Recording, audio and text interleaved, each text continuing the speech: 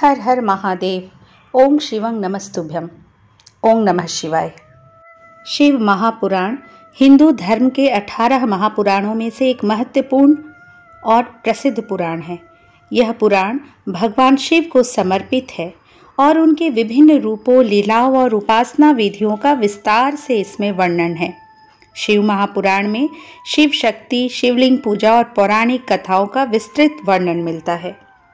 इस पुराण का पाठ करने से या श्रवण करने से भक्तों के अंदर भगवान शिव के गुणों का संचार होता है, यानी भक्तों का चरित्र भी भगवान शिव की तरह ही बनने लगता है। जो भक्त शिव पुराण का विधि पूर्वक पाठ करते हैं या श्रवण करते हैं, वो जीवन मरण के चक्र से भी मुक्ति पा जाते हैं। दोस्तों, आप शिव महापुराण के रुद्र संहिता के युद्ध खंड का श्रवण कर रहे हैं। श्री गणेशाय नमः। ओम नमः शिवाय। व्यास जी बोले, हे सनत कुमार जी, भगवान विष्णु ने पतिव्रता तुलसी को किस प्रकार अपने अधीन कर लिया, किस प्रकार पतिव्रता धर्म का पालन करने वाली देवी तुलसी एकाएक धर्म से विमुख होकर अधर्म का आचरण करने लगी, कृपा कर इस कथा को मुझे बताइए। व्यास जी के प्रश्न को सुनकर सनत कुमार जी बोले, हे महामुने, देवताओं के हित का सदा ध्यान रखने वाले भगवान विष्णु ने अपने आराध्य भगवान शिव की आज्ञा पाकर उनके द्वारा बताए गए कार्यों को पूर्ण करना अपना ध्येय माना। तब तुरंत वे ब्राह्मण का वेश धरकर शंखचूड़ से उसका कवच ले आए। तत्पश्चात वे अति शीघ्र दैत्यराज शंखचूड़ के नगर की ओर चल दिए। भगवान विष्णु ने दैत्येंद्र के नगर के समीप पहुंचने से पहले ही अपना रूप बदल लिया। उन्होंने शंखचूड़ का रूप धारण कर लिया। फिर वे देवी तुलसी के पास पहुंचे। अपने पति शंखचूड़ को सामने पाकर देवी तुलसी फूली नहीं समाई, वह उनके गले से लग गई। उसकी आंखों से अश्रुधारा बही जा रही थी। उसने अपने स्वामी को सिंहासन पर बैठाकर उनके चरणों को धोया और युद्ध का समाचार पूछा। शंखचूड़ का रूप धारण किए हुए भगवान विष्णु बोले, हे प्रिय, युद्ध के मध्य में ही ब्रह्मा जी ने मेरे और भगवान शिव के बीच संधि करा दी, इसलिए मैं वापस आ गया हूँ। भगवान शिव भी वापस कैलाश पर्वत पर चले गए हैं। यह कहकर उन्होंने देवी तुलसी की जिज्ञासा को शांत कर दिया। तत्पश्चात शंखचूड़ बने भगवान विष्णु तुलसी के साथ आनंद पूर्वक रमण करने लगे, परंतु झूठ की हांडी रोज नहीं चढ़ती। एक दिन देवी तुलसी को ज्ञात हुआ कि उसके साथ रमण करने वाला पुरुष उसका पति शंखचूड़ नहीं बल्कि कोई और है। यह पता चलते ही देवी तुलसी आत्मग्लानि से भर उठी। उन्हें स्वयं से घृणा होने लगी।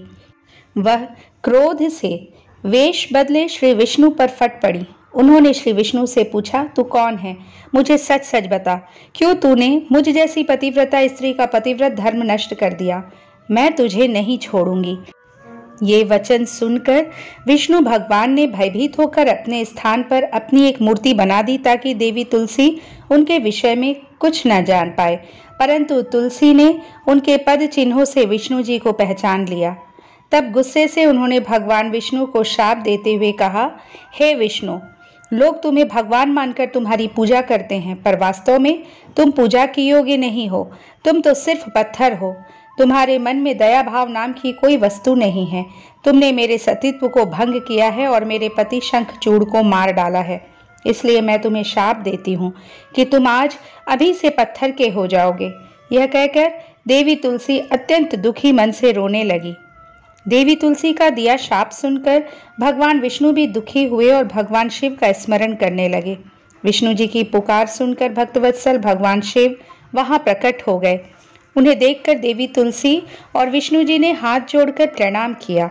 तब वे देवी तुलसी को समझाने लगे। उन्होंने तुलसी को समझाया कि देवी तुलसी, यह तो पूर्व निश्चित था। शंखचूड़ को मिले शाप के फलस्वरूप उसका जन्म दानव कुल में हुआ और इसी कारण उसे मेरे हाथों मृत्यु प्राप्त हुई है।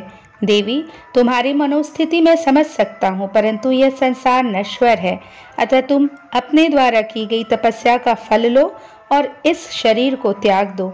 मेरे आशीर्वाद के फल स्वरूप तुम्हें दिव्य देह की प्राप्ति होगी। तुम्हारी श्रीहरि में विशेष प्रीति होगी। इस शरीर को त्यागने के पश्चात जब तुम नया शरीर धारण करोगी तो तुम गंडकी नाम की नदी होगी और सभी के द्वारा पूजित होने के कारण प्रधान रूपा तुलसी के नाम से विख्यात होगी। चाहे स्वर्ग हो या पाताल या फिर पृथ्वी, तुम वनस्पतियों में श्रेष्ठ होगी तथा श्री हरि की विशेष कृपा सदा तुम पर रहेगी। तुमने जो श्री हरि को श्राप दिया है वह भी अवश्य पूरा होगा। गंडकी के तट पर सदा भगवान विष्णु भी पाषाण के रूप में स्थित होंगे। तेज दांतों वाले अनेक कीड़े उस शिला को छेद छेद कर उसमें चक्र बना देंगे। उस शिला को इस जगत में शालिग्राम के नाम से प्रसिद्धि मिलेगी। यह कहकर भगवान शिव अंतर्धान हो गए। तत्पश्चात देवी तुलसी ने अपना शरीर त्याग दिया और गंडकी नदी बन गई। तब श्री विष्णु ने भी उस नदी के तट पर पाषाण के रूप में निवास किया। उस पत्थर में कीड़े अनेक प्रकार के छिद्र कर देते हैं और जो पत्थर जल में गिरता है वह बड़ा पुण्यदायक होता है। विष्णु जी के महात्म्य सहित यह आख्यान बड़ा ही भुक्ति मुक्तिदायक है। हे मुने, यह सब तो मैंने तुमसे कहा, कहिए अब इसके आगे आप और क्या सुनना चाहते हो। नारद जी बोले, हे ब्राह्मण, आप मुझे भगवान शिव की उन उत्तम लीलाओं के विषय में बताइए जिनकी ये लीलाएं बड़ी सुखदायिनी हैं। ब्रह्मा जी बोले, जलंधर के संहार के बारे में जानकर देवी सत्यवती के पुत्र व्यास जी सनत कुमार जी से यही बातें पूछने लगे। तब उनकी उत्सुकता देखकर सनत कुमार जी बोले, हे व्यास जी, अब मैं तुम्हें अंधकासुर नामक दैत्य के शिवगण बन उनकी भक्ति में लीन रहने की कथा सुनाता हूँ। एक समय की बात है, देवाधिदेव भगवान शिव अपनी प्राण वल्लभा देवी पार्वती और अपने प्रिय गणों के साथ कैलाश पर्वत से काशी जा रहे थे।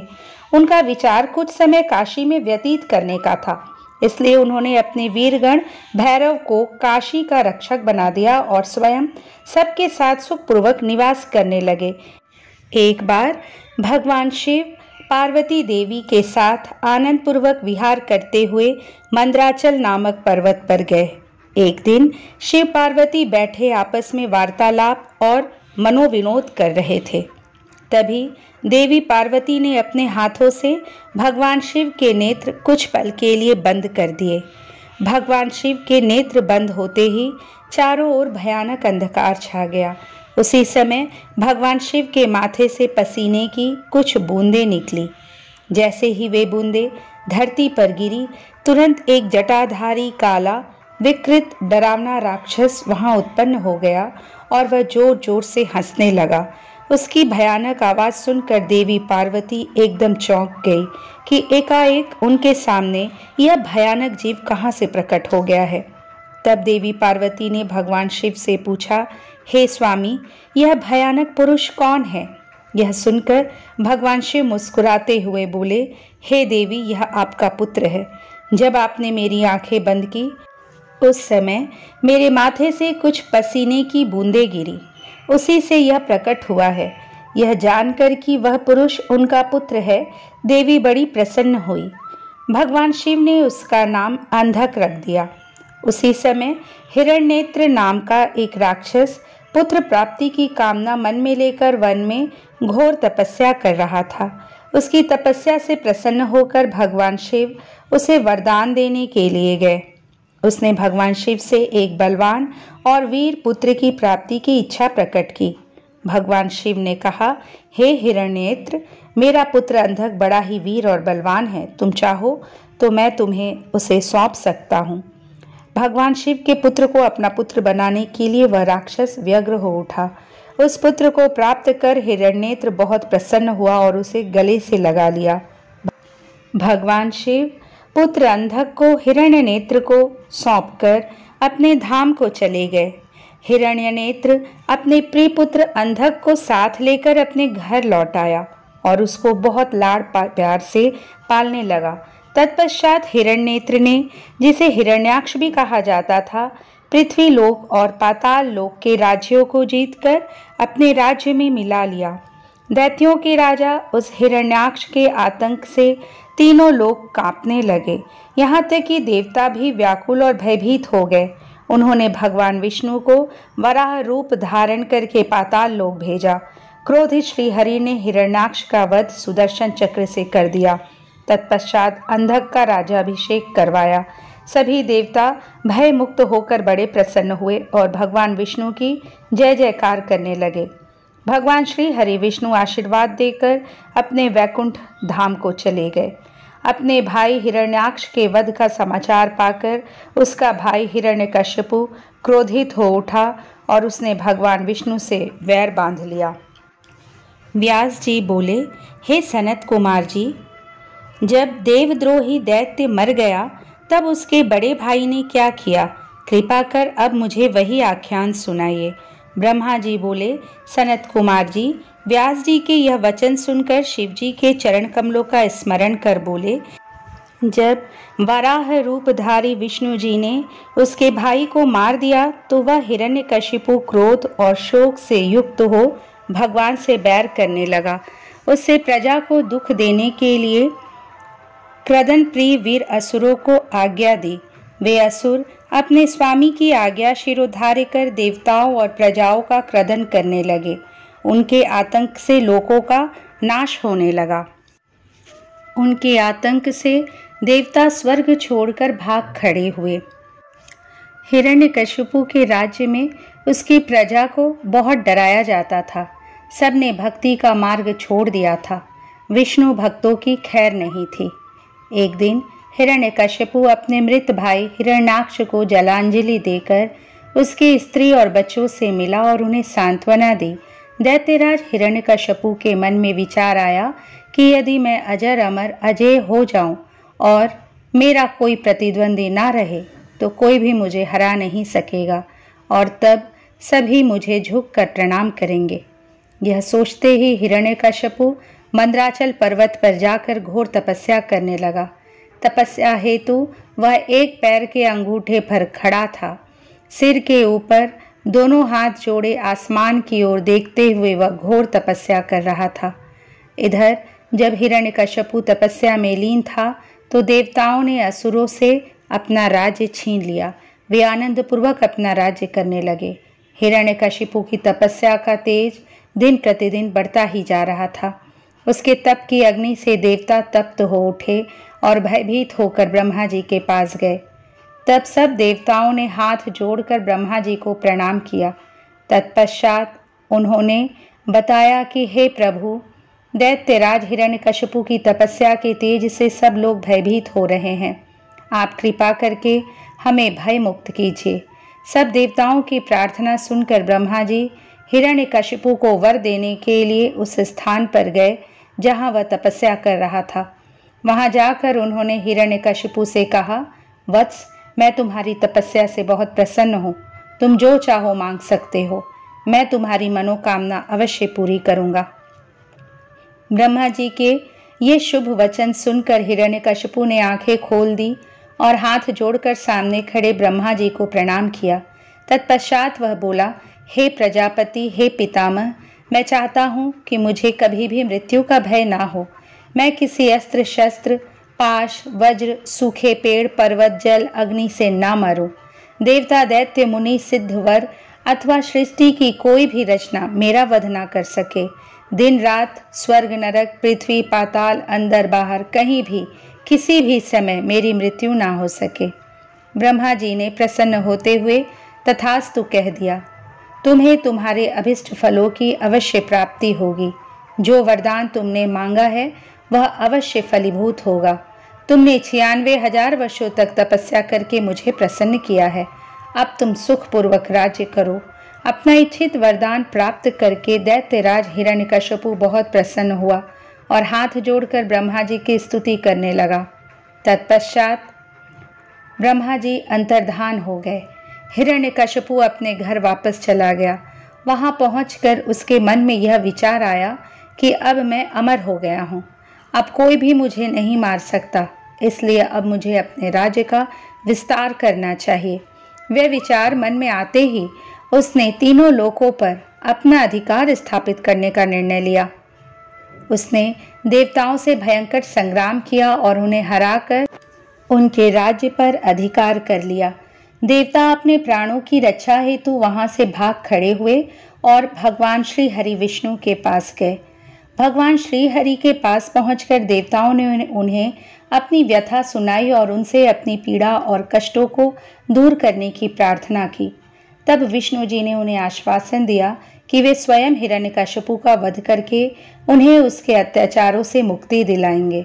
भगवान विष्णु के आश्वासन पर देवता उन्हें धन्यवाद देकर बैकुंठ लोक से वापस चले आए। वे अपनी रक्षा के लिए अलग अलग जगहों पर निवास करने लगे।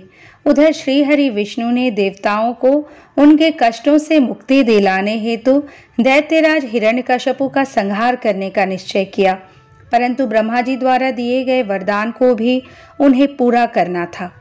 तब विष्णु जी ने ऐसा रूप धारण किया जो आधा मनुष्य के जैसा था, आधा शेर जैसा। ऐसा अत्यंत भयानक रूप धारण कर विष्णु जी अग्नि के समान प्रलयंकारी नजर आ रहे थे। नृसिंह के रूप में श्री हरि ने दैत्यराज हिरण्यकशिपु की नगरी में प्रवेश किया। उस समय सूर्यास्त का समय हो रहा था। उनका यह अनोखा भयानक रूप देखकर दैत्य सेना के वीर उन पर टूट पड़े और उनसे युद्ध करने लगे। तब पल भर में ही उन्होंने सब दैत्यों को मार गिराया और राजमहल की ओर चल दिए। तभी विष्णु जी के परम भक्त और दैत्यराज हिरण्यकशिपु के पुत्र प्रहलाद की दृष्टि नृसिंह भगवान पर पड़ी। प्रहलाद बोला, हे पिताजी, ये अद्भुत रूप धारण किए नृसिंह अवतार मुझे तो भगवान जान पड़ते हैं। उनकी वीरता की प्रशंसा करना तो असंभव है, अतः आपको इनकी शरण में चले जाना चाहिए। अपने पुत्र की इन बातों को सुनकर दैत्यराज हिरण्यकशिपु को बहुत क्रोध आ गया। वह बोला, पुत्र, तुम बिना कारण ही भयभीत हो रहे हो। तुम दैत्यों के अधिपति के पुत्र हो। तुम्हें इस प्रकार कायरता भरी बातें कदापि नहीं करनी चाहिए। यह कहकर हिरण्यकशिपु ने अपने सैनिकों को आदेश दिया कि शीघ्र जाकर विचित्र आकृति वाले उस जीव को बंदी बनाकर ले आओ। अपने स्वामी दैत्यराज हिरण्यकशिपु की आज्ञा पाकर उसके वीर दैत्यगण नृसिंह भगवान को पकड़ने के लिए दौड़े, परंतु उनके समीप जाते ही वे भस्म हो गए। अब दैत्यराज स्वयं युद्ध करने के लिए अपने अस्त्र शस्त्रों सहित आगे आए। तब भगवान नृसिंह और दैत्यराज हिरण्यकशिपु में बहुत भयानक युद्ध हुआ, परंतु भगवान नृसिंह के आगे दैत्यराज हिरण्यकशिपु को एक न चली।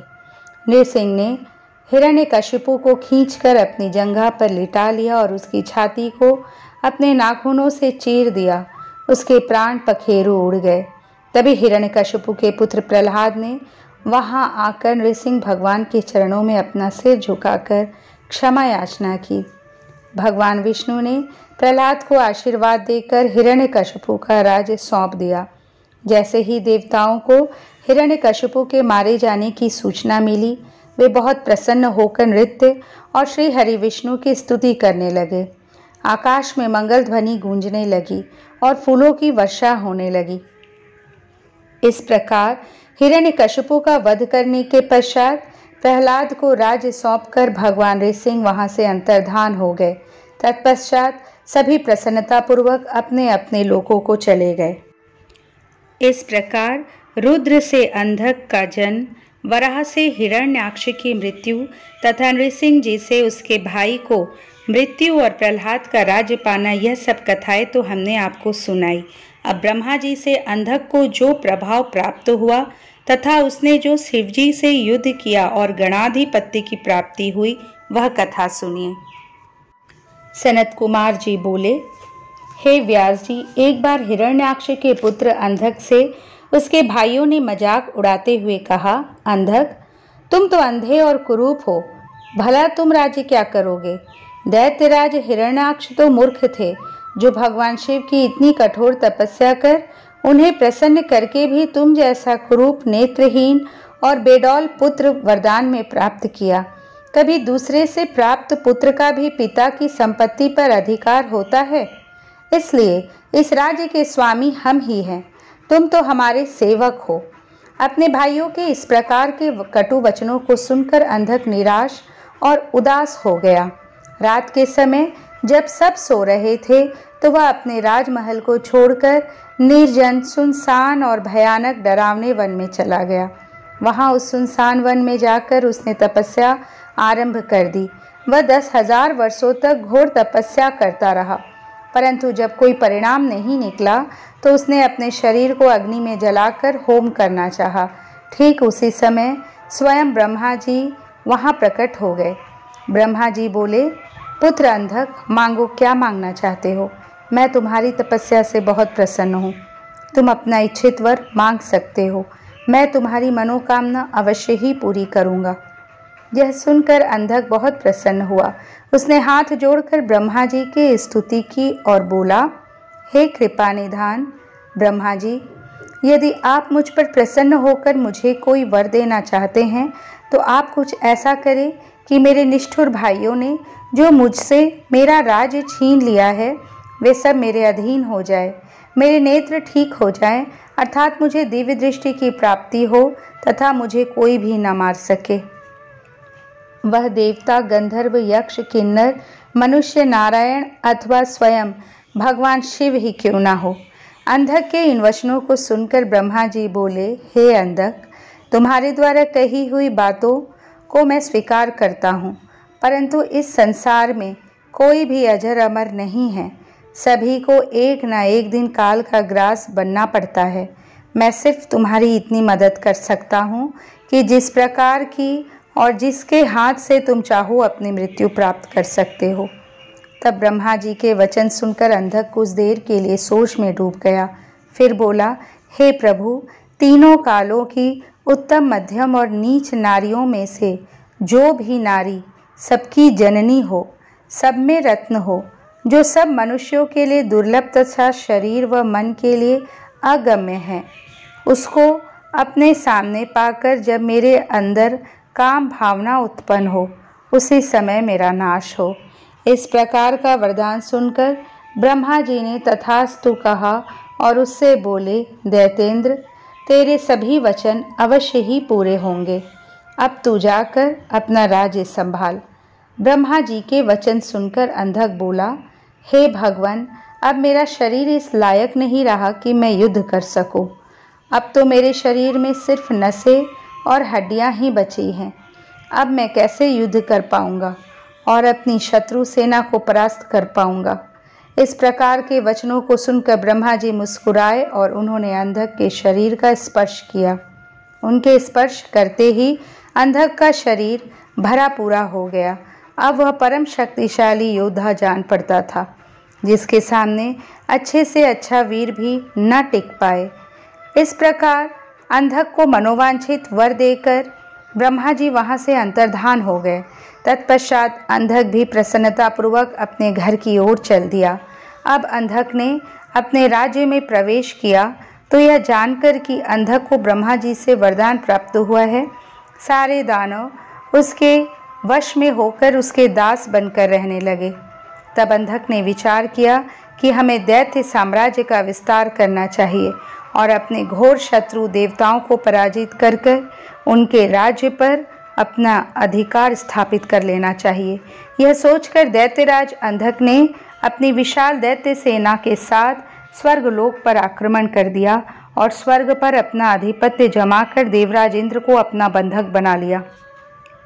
तत्पश्चात उसने नागों, सुपर्णों, श्रेष्ठ राक्षसों, गंधर्वों, यक्षों, मनुष्यों, ऊंचे ऊंचे पर्वतों और भयानक वृक्षों और सिंहों को भी युद्ध में परास्त कर अपने अधीन कर लिया।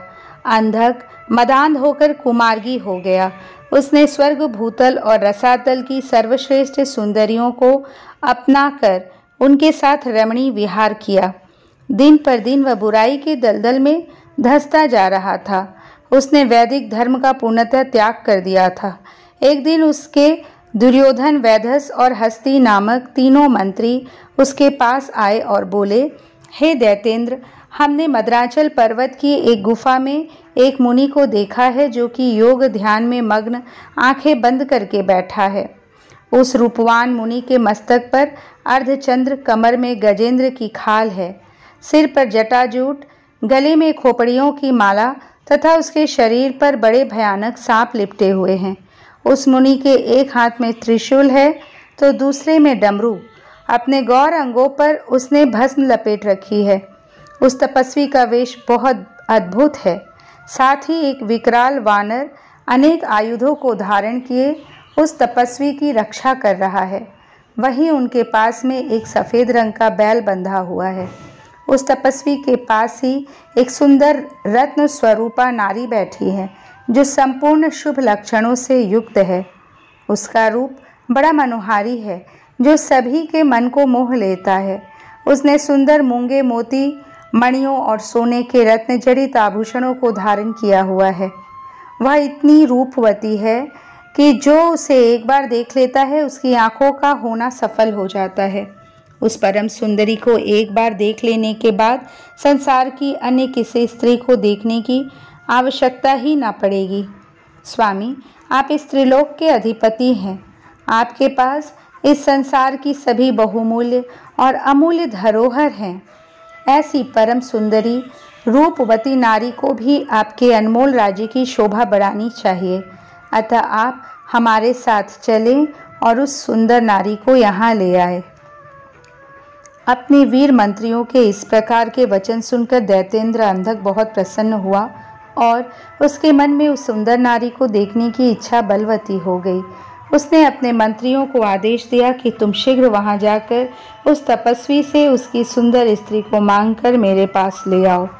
अपने स्वामी दैत्यराज अंधक की आज्ञा पाकर वे तीनों मंत्री पुनः उसी स्थान पर गए और भगवान शिव से बोले, हे महातपस्वी ब्राह्मण, हमारे स्वामी दैत्यराज अंधक आपकी भार्या की सुंदरता के विषय में जानकर उन पर मोहित हो गए हैं और उन्हें अपनी पटरानी बनाना चाहते हैं।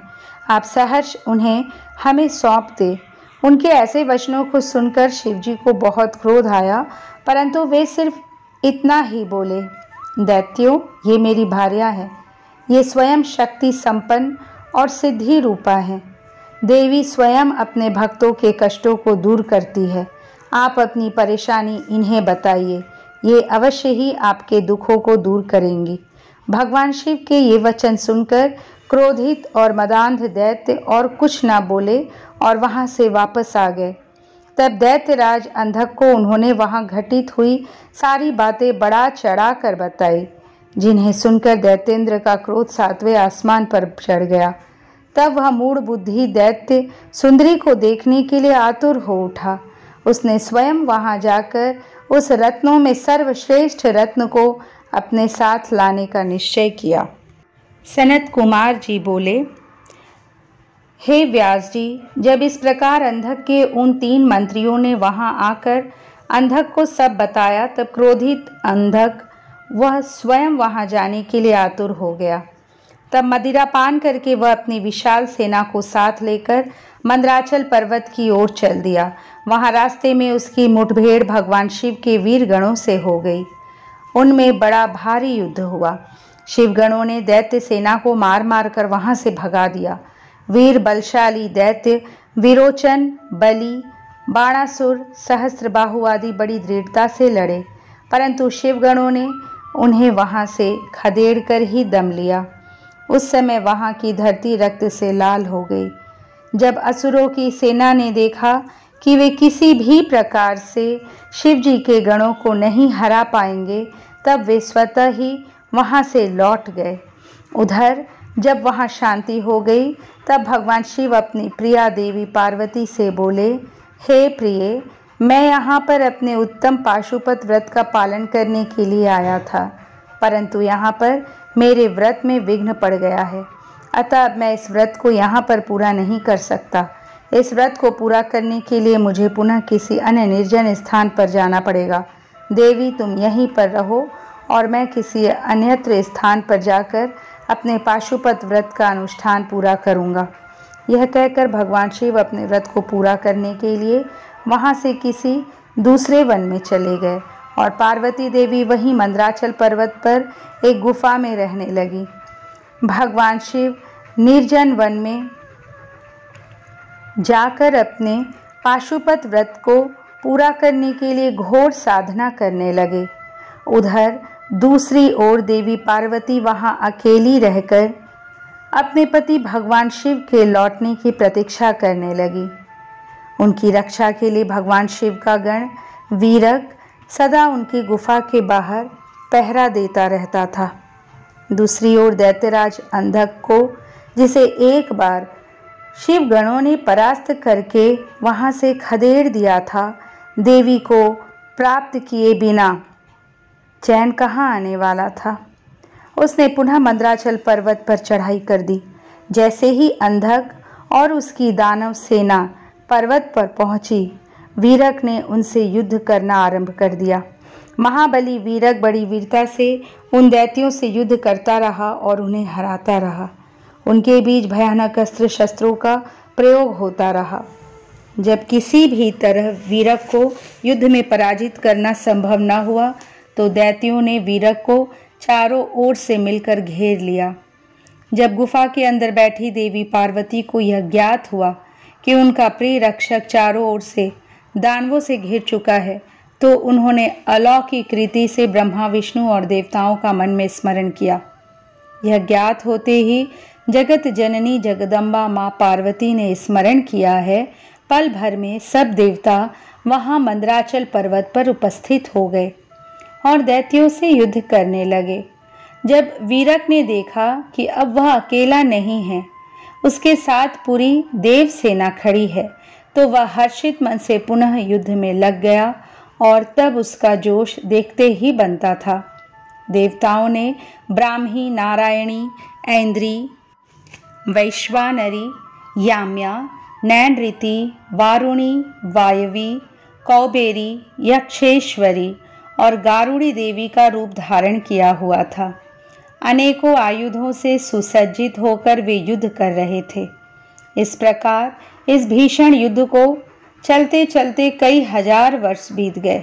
देवसेना जितने भी असुरों को मारती, दैत्य गुरु शुक्राचार्य अपनी मृत संजीवनी विद्या से पल भर में उन्हें पुनः जीवित कर देते। इस प्रकार दैत्य सेना न कम हो रही थी और न ही वह हार मान रही थी। युद्ध दिन प्रतिदिन और भयानक होता जा रहा था। भगवान शिव भी अपना पाशुपत व्रत पूरा करके वहां मंद्राचल पर्वत पर वापस आ गए। सनत कुमार जी बोले, हे महामुनि, जब भगवान शिव पाशुपत व्रत को पूरा करने के पश्चात मंद्राचल पर्वत पर लौटे, तो उन्होंने देखा कि दैत्येंद्र अंधक ने अपनी विशाल सेना के साथ पुनः आक्रमण कर दिया है। उनके वीरगण और अनेकों रूप धारण किए हुए देवियां अंधक और उसकी सेना से युद्ध कर रही हैं। यह देखकर भगवान शिव को बहुत क्रोध आया कि मेरी अनुपस्थिति में इस दुष्ट दैत्य ने मेरी पत्नी को परेशान किया है। क्रोधित देवाधिदेव महादेव जी अंधक से युद्ध करने लगे, परंतु दैत्येंद्र बहुत चालाक था। उसने गिल नामक दैत्य को आगे कर दिया। स्वयं उसने दैत्य सेना सहित गुफा के आसपास के वृक्षों और लताओं को तोड़ दिया। तत्पश्चात उस दैत्य अंधक ने एक एक करके सबको निगलना शुरू कर दिया। अंधक ने नंदीश्वरी सहित ब्रह्मा, विष्णु, इंद्र, सूर्य और चंद्रमा व समस्त देवताओं को निगल लिया। यह देखकर भगवान शिव को बहुत क्रोध आया। उन्होंने अंधक पर अपने तीक्ष्ण बाणों का प्रहार करना शुरू कर दिया, जिसके फलस्वरूप दैत्यराज ने विष्णु सहित ब्रह्मा, सूर्य, चंद्रमा और अन्य देवताओं को वापस उगल दिया। उधर शिवगणों ने देखा कि दैत्य गुरु युद्ध में मारे गए राक्षसों को अपनी संजीवनी विद्या से पुनः जीवित कर रहे हैं। इसी कारण दैत्यों का मनोबल कम नहीं हो रहा है। तब शिवगणों ने चतुराई का परिचय देते हुए दैत्य गुरु शुक्राचार्य को बंधक बना लिया और उन्हें भगवान शिव के पास ले गए। जब शिवगणों ने यह बात भगवान शिव को बताई, तो क्रोधित शिव जी ने शुक्राचार्य को निगल लिया। शुक्राचार्य के वहां से गायब हो जाने पर दैत्यों का मनोबल गिर गया और वे भयभीत हो गए। यह देखकर देव सेना ने उन दैत्यों को मार मार कर व्याकुल कर दिया। इस प्रकार युद्ध और भीषण होता जा रहा था। दैत्यराज अंधक ने अब युद्ध को जीतने के लिए माया का सहारा लिया। भगवान शिव और अंधक के बीच सीधा युद्ध शुरू हो गया। भगवान शिव अपने प्रिय त्रिशूल से लड़ रहे थे। युद्ध करते करते दैत्यराज के शरीर पर शिव जी जैसे ही त्रिशूल का प्रहार करते, उसके शरीर से निकले हुए रक्त से बहुत से दैत्य उत्पन्न हो जाते और युद्ध करने लगते। यह देखकर देवताओं ने देवी चंडिका की स्तुति की। तब चंडिका तुरंत युद्ध भूमि में प्रकट हो गई और उन्होंने भगवान शिव को प्रणाम किया। शिव जी का आदेश पाकर देवी चंडिका उस अंधक नामक असुर के शरीर से निकलने वाले रक्त को पीने लगी। इस प्रकार अंधक का रक्त जमीन पर गिरना बंद हो गया और उससे उत्पन्न होने वाले राक्षस भी उत्पन्न होने बंद हो गए। फिर भी अंधक अपनी पूरी शक्ति से युद्ध करता रहा। उसने भगवान शिव पर बाणों से प्रहार करना शुरू कर दिया। युद्ध करते करते भगवान शिव ने अंधक का संहार करने के लिए त्रिशूल का जोरदार प्रहार उसके हृदय पर किया और उसे भेद दिया। उन्होंने उसे ऐसे ही ऊपर उठा लिया। सूर्य की तेज किरणों ने उसके शरीर को जला दिया। इससे उसका शरीर जर्जर हो गया। मेघों से तेज जल बरसा और वह गीला हो गया। फिर हिमखंडों ने उसे विदीर्ण कर दिया। इस पर भी दैत्यराज अंधक के प्राण नहीं निकले। अपनी ऐसी अवस्था देखकर अंधक को बहुत दुख हुआ। वह हाथ जोड़कर देवाधिदेव भगवान शिव की स्तुति करने लगा। भगवान शिव तो भक्त वत्सल हैं और सदा ही अपने भक्तों के अधीन रहते हैं। तब भला वे अंधक पर कैसे प्रसन्न ना होते। उन्होंने अंधक को क्षमा कर अपना गण बना लिया। युद्ध समाप्त हो गया। सब देवता हर्षित होकर भगवान शिव की स्तुति करने लगे। भगवान शिव देवी पार्वती को साथ लेकर अपने गणों सहित कैलाश पर्वत पर चले गए। सभी देवता अपने अपने लोकों को वापस लौट गए। व्यास जी बोले, हे मुनीश्वर, शिवगणों द्वारा जब शिवजी को यह ज्ञात हुआ कि दैत्य गुरु शुक्राचार्य दैत्यों को पुनः जीवित कर रहे हैं और शिवगण उन्हें बंदी बना लाए हैं, तब क्रोधित होकर शिवजी ने शुक्राचार्य को निगल लिया था। तब आगे क्या हुआ? भगवान शिव के उदर में शुक्राचार्य ने क्या किया?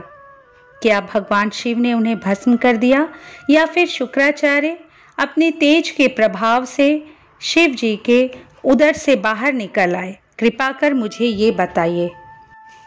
व्यास जी के इन प्रश्नों को सुनकर सनत कुमार जी बोले, हे व्यास जी, भगवान शिव तो इस त्रिलोक के नाथ हैं। वे साक्षात ईश्वर हैं। उनकी आज्ञा के बिना इस संसार में कुछ भी नहीं होता। उनके कारण ही यह संसार चलता है। भगवान शिव के कारण ही देवताओं की हर युद्ध में जीत होती है। अंधक कोई साधारण दैत्य नहीं था। उसे यह बात ज्ञात थी कि वह त्रिलोकीनाथ भगवान शिव को नहीं जीत सकता। इसलिए वह अपने दैत्य कुल की रक्षा करने के लिए सर्वप्रथम अपने आराध्य दैत्य गुरु शुक्राचार्य के चरणों में गया और अपने गुरु की वंदना करने लगा। तब उन्होंने प्रसन्न होकर उसे आशीर्वाद दिया। दैत्यराज अंधक ने गुरु शुक्राचार्य से मृत संजीवनी विद्या द्वारा मरे हुए असुरों को जीवित करने की प्रार्थना की।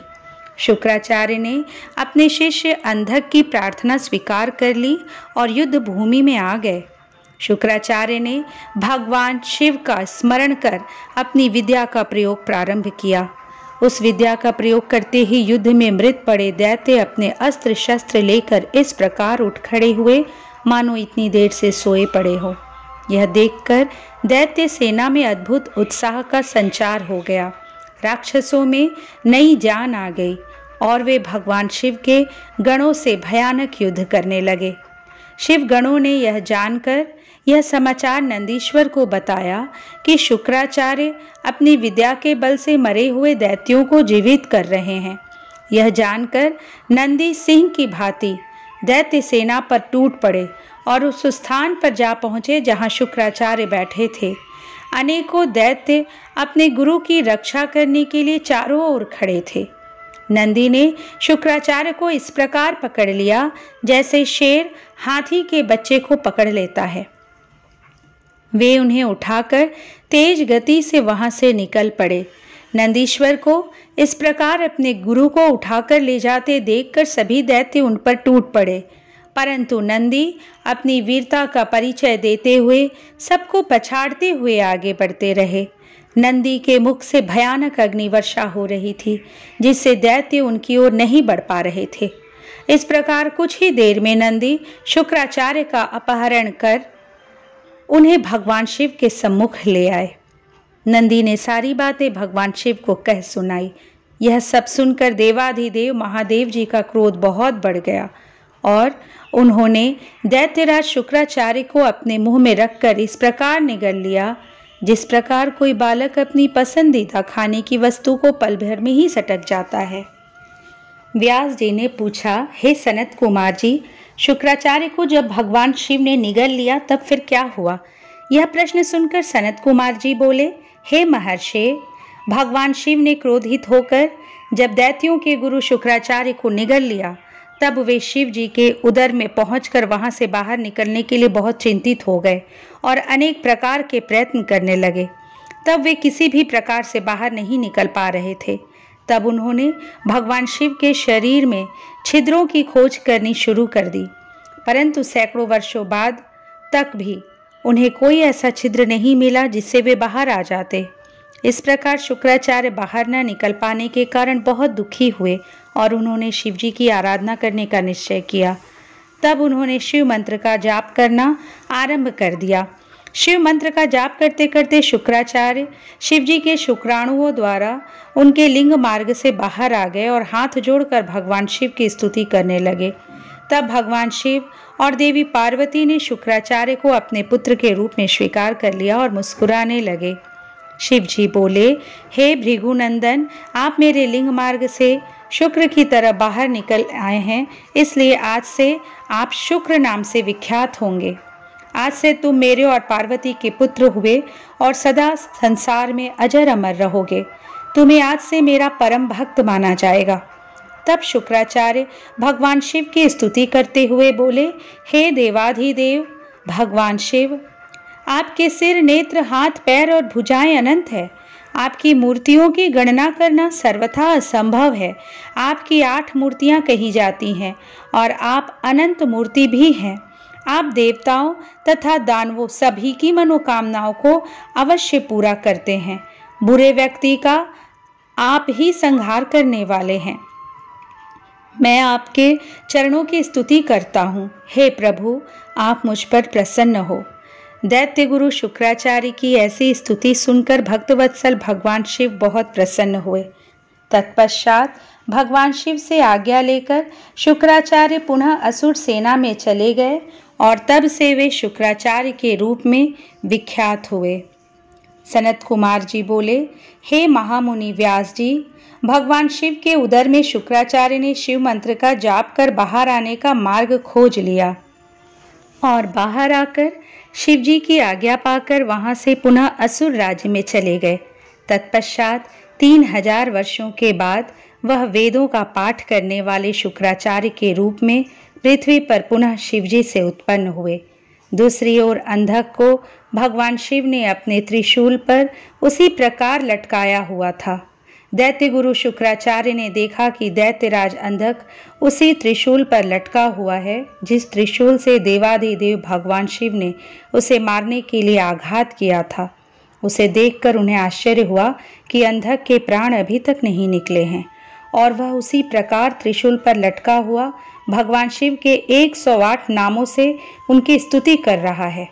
अंधक की इस स्तुति से प्रसन्न होकर भगवान शिव ने अंधक को त्रिशूल के अग्रभाग से नीचे उतार लिया और उस पर दिव्य अमृत की वर्षा की तथा उससे कहा, हे दैतेंद्र, मैं तुम्हारी इस उत्तम भक्ति भावना से बहुत प्रसन्न हूँ।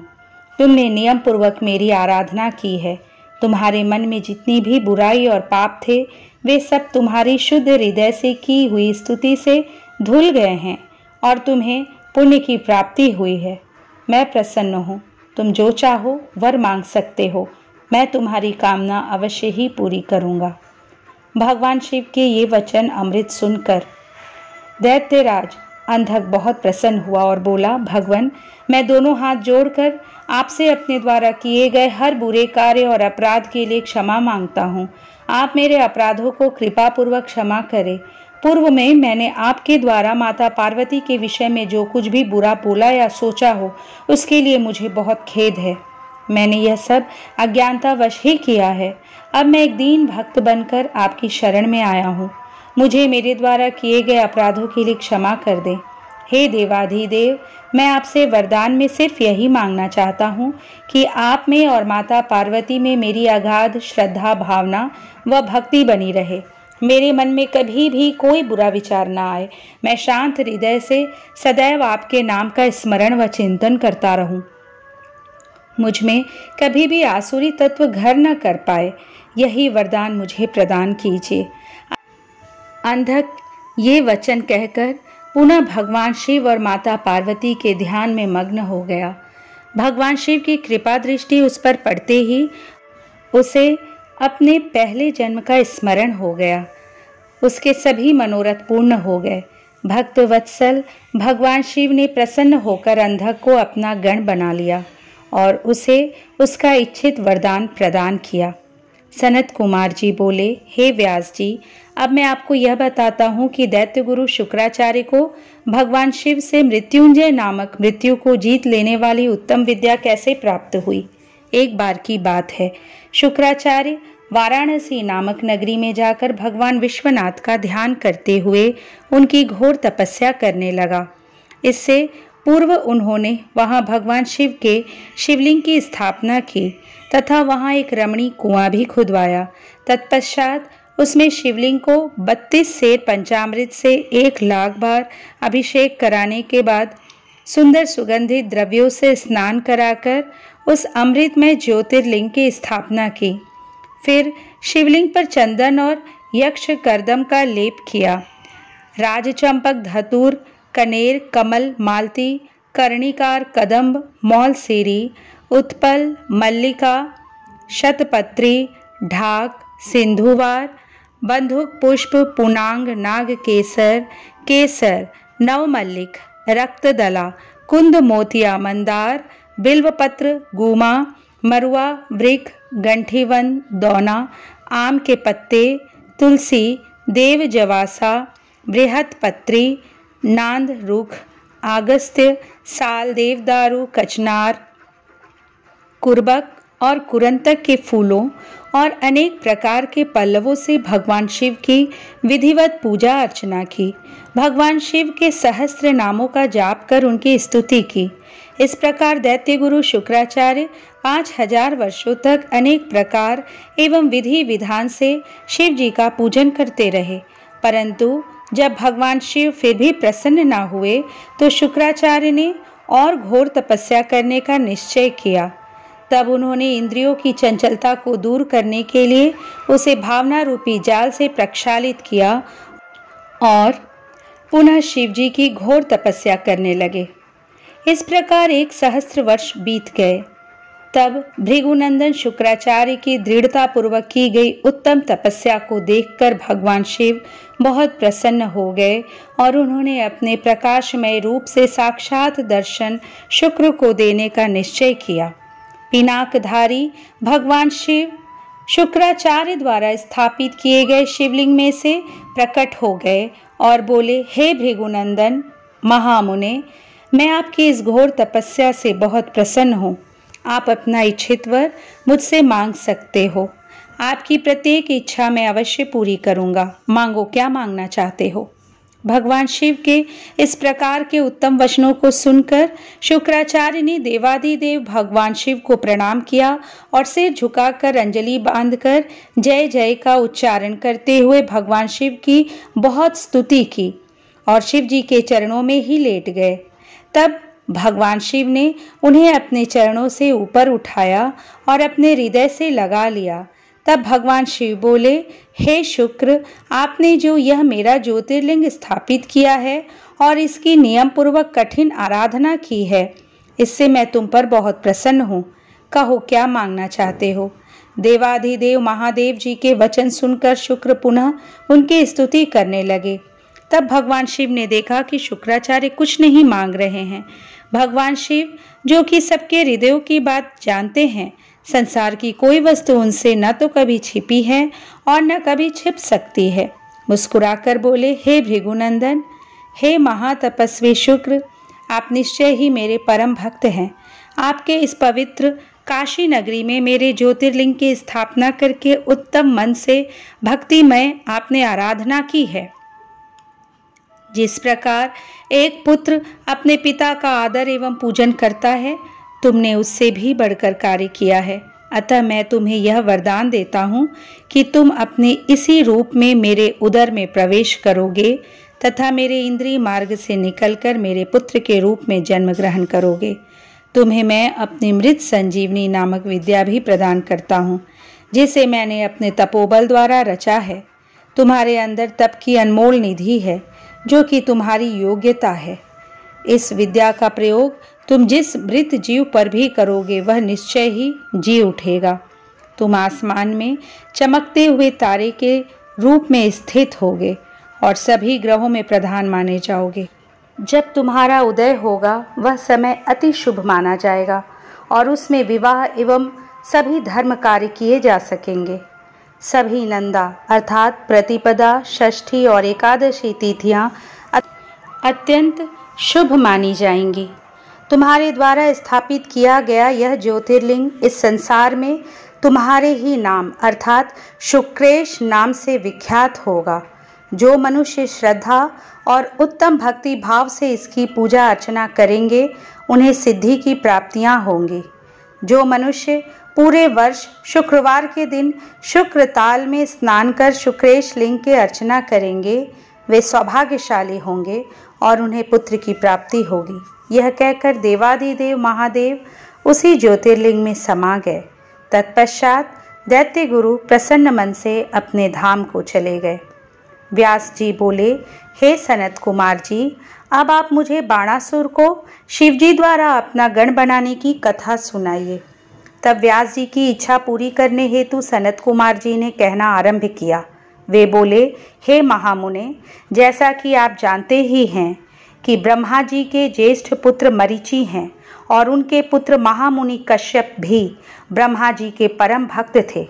उन कश्यप मुनि की 13 सुंदर और सुशील कन्याएं हुई, जिसमें सबसे बड़ी का नाम दिति था।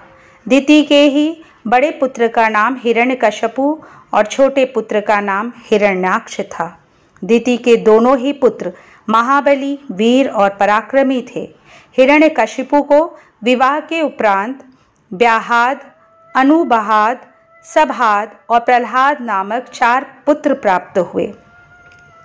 उनमें सबसे छोटा प्रहलाद भगवान विष्णु का परम भक्त था, जिसको कोई भी दैत्य पराजित नहीं कर सका था। उसी का पुत्र विरोचना बहुत बड़ा दानी था।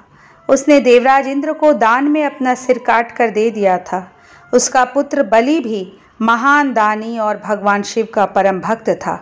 बलि ने वामन रूप धारण कर आए भगवान विष्णु को अपनी सारी भूमि दान में दे दी थी। बलि का पुत्र औरस भी भगवान शिव का परम भक्त था। वह उदार, बुद्धिमान, सत्यनिष्ठ और दानी था। उस असुर ने अनेकों राज्यों को जीतकर अपने साम्राज्य का विस्तार किया था।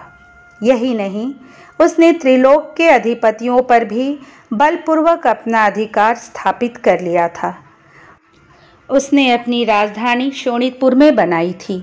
वही औरस, जो कि महाराज बलि का पुत्र था, बाणासुर नाम से भी विख्यात हुआ था। उसके राज्य में सारी प्रजा खुश थी, परंतु देवताओं का वह घोर शत्रु था। एक बार बाणासुर अपनी हजारों भुजाओं से ताली बजाकर और तांडव नृत्य करके भगवान शिव को प्रसन्न करने की कोशिश करने लगा। भगवान शिव उसके नृत्य से प्रसन्न हो गए और उसके सामने प्रकट हो गए। उन्हें साक्षात अपने सामने पाकर बाणासुर प्रसन्नतापूर्वक महादेव को प्रणाम कर बोला, हे देवाधिदेव, हे करुणानिधान, भक्त वत्सल शिव, आप मेरे राज्य के रक्षक हो जाइए। आप सदा अपने परिवार एवं गणों सहित मेरे नगर के अध्यक्ष बनकर प्रसन्नतापूर्वक यहाँ निवास करें। तब बाणासुर द्वारा मांगे हुए वरदान को देते हुए परम ऐश्वर्य संपन्न भक्तवत्सल भगवान शिव ने अपने परिवार एवं गणों सहित बाणासुर के नगर में आना स्वीकार किया। तत्पश्चात भगवान शिव वहाँ निवास करने लगे। जब बाणासुर ने यह जाना तो वह तांडव नृत्य द्वारा उन्हें प्रसन्न करने लगा। तत्पश्चात उनकी स्तुति करने लगा और बोला, हे देवाधिदेव महादेव, आप सब देवताओं में शिरोमणि हैं। आपकी कृपा दृष्टि पाकर ही मैं बलि हुआ हूँ। आपने ही मुझे 1000 भुजाएं प्रदान की हैं। भगवान, आप धन्य हैं। आप सदा ही अपने भक्तों पर कृपा दृष्टि रखते हैं और उनके दुखों को दूर करते हैं। सनत कुमार जी बोले, महामुने, एक समय दैत्यराज बाणासुर ने त्रिलोकीनाथ भगवान शिव को तांडव नृत्य द्वारा प्रसन्न किया। उसकी भक्ति भावना से शिवजी बहुत संतुष्ट हुए थे। तब उसने हाथ जोड़कर शिवजी की स्तुति करनी आरंभ की। वह बोला, हे महेश्वर, आपके आशीर्वाद से ही मैं इतना बलवान हुआ हूँ। आपने मुझे 1000 भुजाएं दी हैं, परंतु भगवान, मैं इनका क्या करूँ? इन 1000 भुजाओं का प्रयोग तो सिर्फ मैं युद्ध में ही कर सकता हूँ। बिना युद्ध के इनका मैं क्या करूँ? युद्ध किए बिना मेरे हाथों में सिर्फ खुजली होती रहती है, और जब मैं अपनी इस खुजली को मिटाने के लिए बड़े बड़े योद्धाओं और दिग्गजों से युद्ध करने के लिए उनके पास जाता हूँ तो वे डर के भाग जाते हैं। जब मैंने पर्वतों को मसलकर अपनी खुजली को शांत करना चाहा तो उन्होंने आत्मसमर्पण कर दिया। मैंने यम, कुबेर, देवराज इंद्र, वरुण, नैनऋषि आदि सभी देवताओं को जीत लिया है। अतः भगवान, अब मुझे कोई ऐसा महावीर, बली और पराक्रमी शत्रु बताइए जिससे युद्ध करके मेरी इन 1000 भुजाओं की खुजली शांत हो जाए। दैत्यराज बाणासुर के ऐसे अहंकार भरे वचनों को सुनकर भगवान शिव अत्यंत क्रोधित हुए और बोले, ओ अहंकारी दैत्य, तू बड़ा ही मूर्ख और अभिमानी है। तुझे धिक्कार है। मेरे परम भक्त और महादानी बलि का पुत्र होकर भी तुझ में इतना अहंकार व्याप्त है। अहंकार और अभिमान मनुष्य का सबसे बड़ा शत्रु है और उसे सदा ही पतन की ओर ले जाता है। तुझे भी अब अहंकार और अभिमान ने घेर लिया है, इसलिए अब तेरा पतन भी निश्चित है। अब तुझे कोई भी नहीं बचा सकता। निश्चय ही तेरा सामना अतिशीघ्र ऐसे वीर और पराक्रमी से होगा जो तेरी इन गर्वीली भुजाओं को मदार की लकड़ी के समान पल भर में काट कर फेंक देगा। तेरे शस्त्रगार में वायु का भयानक उत्पात होगा। भगवान शिव के क्रोध भरे वचनों को सुनकर भी मदांध बाणासुर पर कोई असर नहीं पड़ा। कहते हैं ना कि जब विनाश का समय आता है तो बुद्धि विपरीत सोचना शुरू कर देती है। इसलिए बाणासुर को युद्ध के निकट आने का समाचार सुनकर अति प्रसन्नता हुई। उसने सुंदर सुगंधित पुष्पों से भगवान शिव की आराधना की और पुनः अपने महल में वापस आ गया। तत्पश्चात बाणासुर प्रसन्न मन से उस युद्ध की प्रतीक्षा करने लगा और मन में यही सोचने लगा कि भला मुझसे ज़्यादा वीर पारंगत योद्धा और कौन हो सकता है जो मेरे सामने टिक सके और मेरी बलशाली भुजाओं को लकड़ी के समान काटकर फेंक सके। बाणासुर अपनी इन्हीं बातों में उलझा रहता था। दूसरी ओर बाणासुर नामक दैत्य की एक अति सुंदर और गुणवान कन्या थी जिसका नाम उषा था। उषा भगवान श्री हरि विष्णु की परम भक्त थी। एक दिन उषा वैशाख मास में श्रृंगार से सुसज्जित हो रात्रि को विष्णु भगवान की पूजा अर्चना करने के पश्चात अपने कक्ष में विश्राम कर रही थी। तब उसे देवी पार्वती की शक्ति के फलस्वरूप सपने में भगवान श्री कृष्ण के पौत्र अनिरुद्ध के दर्शन हुए। तब दिव्य माया के वशीभूत उषा को अनिरुद्ध को देखकर बड़ी प्रसन्नता हुई और मन ही मन वे उन्हें हृदय दे बैठी। जब सुबह वह जागी तो उसे उसी सुदर्शन युवक का स्मरण हो आया और वह उसके ध्यान में ही खो गई। जब उषा इस प्रकार से सपने में दिखाई गई उस सुंदर युवक के ध्यान में खोई हुई थी, उसी समय उषा की प्रिय सखी चित्रलेखा उसके कक्ष में आई और अपनी सखी की ऐसी स्थिति देखकर उसने इस बारे में पूछा। तब उषा ने सारी बातें उसे बता दी और कहा कि तुम्हें उस युवक को कहीं से भी ढूंढकर मेरे पास लाना है। यदि तुमने ऐसा नहीं किया तो मैं अपने शरीर का त्याग कर दूंगी। अपनी प्रिय सखी उषा के ऐसे वचन सुनकर चित्रलेखा को बहुत दुख हुआ और वह बोली, सखी ऐसी बातें मत कहो। भला तुम ही बताओ, मैं उस पुरुष को कहाँ से लेकर आ सकती हूँ जिसे मैंने कभी देखा नहीं है और जिसके बारे में मैं कुछ जानती भी नहीं हूँ। पहले तुम मुझे बताओ कि वह कौन है और कैसा दिखता है, तभी मैं तुम्हारी मदद कर सकती हूँ। सखी, मैं तुमसे वादा करती हूँ कि वह पुरुष जहाँ भी होगा मैं उसका अपहरण करके तुम्हारे पास ले आऊँगी और तुम्हें खुशी देने की कोशिश करूँगी। अपनी सहेली चित्रलेखा की बातें सुनकर उषा को बहुत संतोष हुआ। तब चित्रलेखा ने वस्त्र के पर्दे पर अनेक देवताओं, दैत्यों, दानवों, गंधर्वों, सिद्धों, नागों और यक्षों के चित्र बना बनाकर उषा को दिखाए, परंतु उषा ने सबके लिए मना कर दिया। तब चित्रलेखा ने मनुष्यों के चित्र बनाने शुरू किए। उसने शूर, वसुदेव, राम, कृष्ण और अनेक पुरुषों के चित्र बना दिए, परंतु उषा ने हाँ नहीं कहा। तब चित्रलेखा ने नर श्रेष्ठ प्रद्युम्न नंदन अनिरुद्ध का चित्र उकेरा, जिसे देखकर उषा का सिर लज्जा से आवर्त हो गया और उसके चेहरे पर लाली छा गई। वह खुशी से झूम उठी। उषा बोली, हे प्रिय चित्रलेखा, रात को जिसने मेरे स्वप्न में आकर मेरे मन को चुराया है वह यही है। मुझे इनसे मिलना है। तुम इन्हें अति शीघ्र मेरे पास ले आओ, वरना मुझे चैन नहीं आएगा। अपनी प्रिय सखी उषा के अनुरोध पर चित्रलेखा ज्येष्ठ कृष्ण चतुर्दशी की रात को द्वारका नगर गई और वहां राजमहल से अनिरुद्ध को ले आई। अनिरुद्ध को सामने पाकर उषा हर्ष से फूली न समाई और तुरंत उसके गले से लग गई।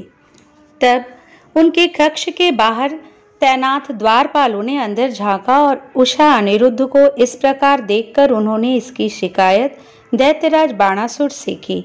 द्वारपाल बोले, महाराज, आपकी कन्या के अंतःपुर में एक पुरुष घुस आया है और वह आपकी कन्या से प्रेमालाप कर रहा है। महाराज, आप वहां चलिए और देखिए कि वह कौन है। आपकी आज्ञा होने पर ही हम सब मिलकर उसे उसकी धृष्टता का दंड देंगे। इस प्रकार द्वारपालों से अपनी कन्या के विषय में सुनकर दैत्यराज बाणासुर को बहुत क्रोध आया और उसे आश्चर्य भी हुआ। वह तत्काल उनके साथ चलने को तैयार हो गया। सनत कुमार जी बोले, हे व्यास जी, जब दैत्यराज बाणासुर के द्वारपालों ने उनके पास जाकर उनकी पुत्री उषा के कक्ष में किसी और पुरुष के होने की सूचना दी तो वे आश्चर्यचकित हुए और स्वयं वहां गए। तब क्रोधित बाणासुर ने उषा के साथ अनिरुद्ध को देखा। अनिरुद्ध बहुत सुंदर और बलशाली नवयुवक था। क्रोधित बाणासुर ने अपने सैनिकों को अनिरुद्ध को मारने की आज्ञा दी। जैसे ही बाणासुर के उन सैनिकों ने अनिरुद्ध पर हमला किया, उसने देखते ही देखते उन सैनिकों को मौत के घाट उतार दिया। जब बाणासुर ने अपने सैनिकों को इस प्रकार मरते हुए देखा, तब उसे समझ आ गया कि यह पुरुष बड़ा वीर और पराक्रमी है, जिसने अकेले ही इतने बलशाली सैनिकों को पल भर में ध्वस्त कर दिया है। तब बाणासुर ने स्वयं उससे युद्ध करने का निश्चय किया और अपनी विशाल सेना को भी बुला लिया। फिर क्या था, अनिरुद्ध और बाणासुर के बीच बड़ा भयानक युद्ध होने लगा। तब वीर अनिरुद्ध ने दैत्यराज बाणासुर को निशाना बनाकर एक दिव्य शक्ति छोड़ी, जिससे बाणासुर को भयानक चोट पहुंची। चोट खाकर उसे समझ आ गया कि इस महाबलशाली और पराक्रमी मनुष्य को सीधे सीधे युद्ध द्वारा हराना असंभव है। यह सोचकर बाणासुर ने अपनी राक्षसी माया का सहारा लिया और उसी क्षण वहां से अंतर्धान हो गया। एकदम अचानक से जब दैत्यराज सामने से गायब हो गया तो अनिरुद्ध को बहुत आश्चर्य हुआ। वह घूम घूम कर इधर उधर बाणासुर को तलाश कर ही रहा था कि बाणासुर ने छल पूर्वक अनिरुद्ध को नागपाश में बांध दिया और अपने सैनिकों को आदेश दिया कि इसे ले जाकर किसी अंधे कुएं में धकेल दो ताकि यह जिंदा ना बचे। अपने स्वामी दैत्यराज बाणासुर का आदेश सुनकर कुंभांड बोला, हे दैतेंद्र, युद्ध और पराक्रम में तो यह भगवान विष्णु के समान है और साहस में शशिमौली के समान है। इस प्रकार से नागपाश में बांधकर भी यह डर नहीं रहा है और पुरुषार्थ की बातें कर रहा है। फिर वह अनिरुद्ध से बोला, ए मूर्ख बालक, तू महाबली दैत्यराज बाणासुर से अपनी समानता क्यों करता है? तू उनके सामने झुककर उनसे माफी मांग और अपनी हार मान ले। वे निश्चय ही तुझे क्षमा कर नागपाश से मुक्त कर देंगे। दैत्यराज बाणासुर के उस सेवक के वचनों को सुनकर अनिरुद्ध क्रोधित होकर बोला, ओ दुराचारी निशाचर, शायद तुझे क्षत्रिय धर्म के बारे में कुछ पता नहीं है। शूरवीर के लिए युद्ध में पीठ दिखाना मरने से भी बढ़कर है। मैं इस अधर्मी से माफी मांगने से अच्छा युद्ध में लड़ते हुए प्राण त्यागना पसंद करूंगा, परंतु इस अभिमानी के आगे बिल्कुल नहीं झुकूंगा। यह सुनकर दैतेंद्र बाणासुर का क्रोध 7वें आसमान पर जा चढ़ा। इससे पूर्व कि वह कुछ करता आकाशवाणी हुई, बाणासुर तुम भगवान शिव के परम भक्त और महाराज बलि के पुत्र हो। तुम्हें इस प्रकार क्रोध करना शोभा नहीं देता। तुम जानते हो कि भगवान शिव सत्वगुण, रजोगुण और तमोगुण का आश्रय लेकर ब्रह्मा, विष्णु और महेश के रूप में सृष्टि का भरण पोषण और संहार करते हैं। वे अंतर्यामी और सबके ईश्वर हैं। भगवान अनेक लीलाओं के रचयिता हैं और गर्व को चूर कर देते हैं। वे तुम्हारे गर्व को भी चकनाचूर कर देंगे। आकाशवाणी सुनकर बाणासुर ने अनिरुद्ध का वध करने का विचार छोड़ दिया और अनिरुद्ध को जेल में छोड़कर चला गया। नागपाश में बंधे हुए अनिरुद्ध को बड़ा कष्ट हो रहा था। उसने दोनों हाथ जोड़कर कल्याण रूपा माँ जगदम्बा देवी दुर्गा का स्मरण कर उनकी आराधना आरंभ कर दी। अनिरुद्ध बोला, हे माता, आप अपने शरणागतों की रक्षा करने वाली तथा उन्हें यश प्रदान करने वाली हैं। देवी, मैं नागपाश में बंधा हुआ हूँ और नागों के जहर की ज्वाला मुझे जला रही है। हे माता, मेरी रक्षा कीजिए। अनिरुद्ध की इस प्रकार अनुरोध भरी विनम्र प्रार्थना सुनकर देवी कालिका वहां प्रकट हो गई और उन्होंने अपने जोरदार मुक्कों के प्रहार से पल भर में ही उसे नागपाश से मुक्त कर दिया तथा अंतर्धान हो गई। नागपाश से मुक्त होते ही अनिरुद्ध को अपनी प्रिय उषा की याद सताने लगी और वह पुनः देवी उषा के पास चला गया। उषा अनिरुद्ध को देखकर बहुत प्रसन्न हुई और उसके गले लग गई। तब वे दोनों सुखपूर्वक विहार करने लगे।